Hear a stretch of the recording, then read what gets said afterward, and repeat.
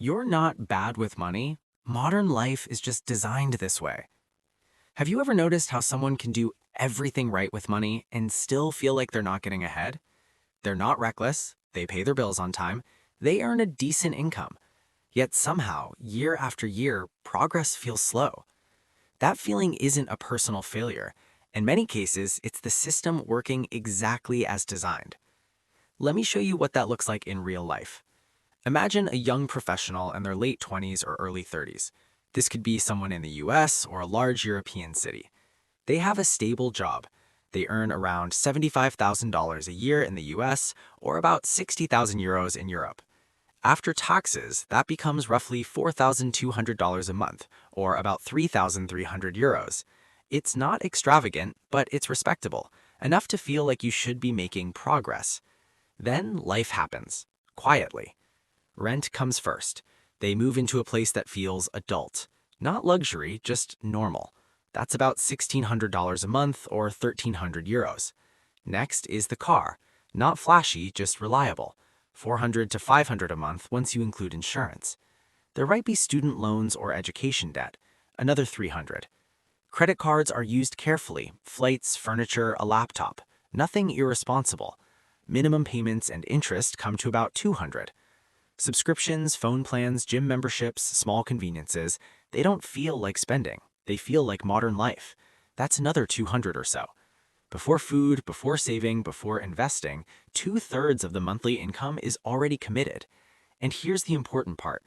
Nothing about this lifestyle looks irresponsible. There's no gambling, there's no designer shopping sprees, no obvious mistakes.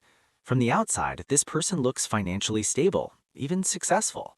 But underneath, something subtle has happened. Their flexibility has disappeared. The hidden issue isn't that they spend too much, it's that modern life converts income into fixed payments as fast as possible. Let's look at simple math. A car payment of $450 for 5 years is $27,000. That same amount, invested gradually at a modest return, could quietly grow into tens of thousands more over time. An apartment that costs $600 more per month than a modest alternative doesn't feel dramatic, but that's over $7,000 a year. Over 15 years, the difference isn't small, it's life-changing. None of this feels dangerous in the moment because the system doesn't show you the total cost, it shows you the monthly number. Psychologically, this matters. Our brains are good at handling small, regular payments. They feel manageable, they feel safe, and socially, these upgrades are rewarded. A better car signals progress. A nicer apartment signals stability. Having everything handled signals success. So people don't feel like they're overspending. They feel like they're doing what responsible adults are supposed to do. But over time, these decisions stack. When most of your income is already assigned, risk disappears.